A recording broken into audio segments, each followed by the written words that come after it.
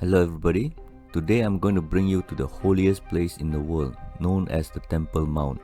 It is a sacred site for four main religions of the world, Judaism, Catholic, Protestant and Islam. However, I'm not going to talk about Temple Mount as I have already covered that in the previous video. Instead, I'm going to share with you the Jerusalem Archaeological Park. This site is on the southwest of Temple Mount. The inside of the wall is the famous Western Wall.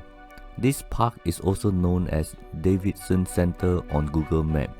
It is an astounding work of masonry. It has so many mysteries that as of today, excavation is not completed yet.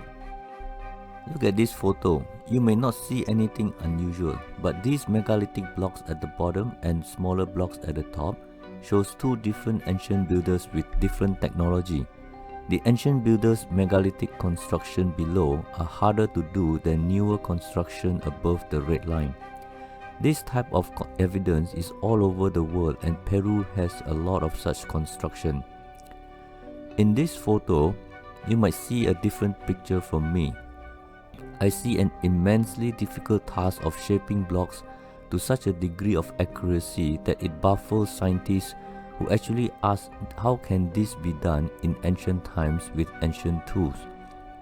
Let's take a look at these four mega blocks of megaliths just for you to see the impossible task. Just look at the scale of these blocks. Not only it is hard to do, but the bevel design confirms it was a machine technology so advanced that shaping gigantic stone blocks from bedrock was easy. These megaton blocks of stones were quarried, shaped, dressed, and lifted into position with high degree of accuracy is simply astounding. This megaton block looks like megaliths as foundation, just like the ones in Temple of Jupiter in Baalbek, Lebanon. I wonder why no one is talking about how these megalithic blocks got there. The Temple of Jupiter in Baalbek, Lebanon is about 400 kilometers of driving distance, and it was believed that the Romans built it.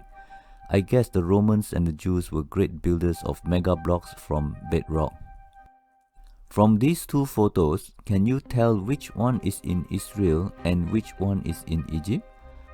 I find that these two are pretty similar in the megaton construction. Well, you can actually find a similar architecture in Abydos in Egypt. They are tightly fitted with no room to slide a piece of paper. Isn't this technology just like the pyramids of Egypt? They have a few things in common. They are unnecessarily big for a pillar. They have no mortar and the precision is beyond their time. These two monuments are approximately 1,000 kilometers apart. What are the odds that the Nubians and the Jews came up with the same idea and made stone blocks we cannot do today? From this photo, you can see that these machine-cut stone blocks were made to the exact height but different width. I find that odd as mass production is always faster and efficient if they were produced the same size. To a tourist with no clue how to read erosion, we will just walk past without a second look. However, some argued that since this is very shaded on the inside, how can it be eroded by so much? A geologist might argue that this is probably 10,000 years of weathering. At the so-called quarry, you can find scoop marks and cut like butter technology applied to carving big stones out. That is very odd to me.